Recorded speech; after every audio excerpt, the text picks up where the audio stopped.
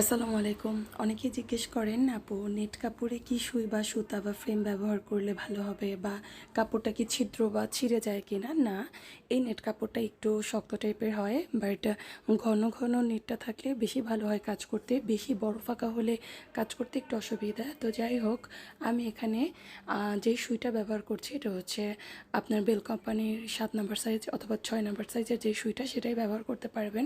একটু চিকন সুই হলে বেশি ভালো হয়। আর সুতা ব্যবহার করছি ডিএমসি সুতা। আর এখানে লাচ্ছি সুতাও ব্যবহার করতে পারবেন, 1 তার অথবা 2 তার। তবে খুব বেশি মোটা করে নিলে খুব বেশি ভালো হবে না কাজ, যেহেতু আমার এখানে নেট কাপড়গুলো বেশি ছিদ্র হয়ে যাবে।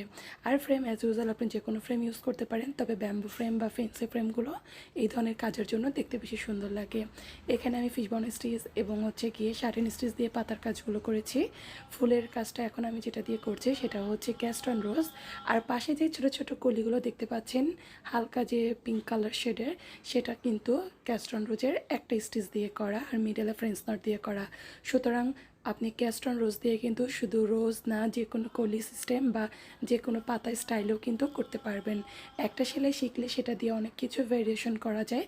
তবে সেটা করার জন্য আপনার অবশ্যই আপনার একটা নলেজ থাকতে হবে, বা ক্রিয়েশন বা ক্রিয়েটিভ কিছু আইডিয়া নিজের মধ্যে থাকতে হবে।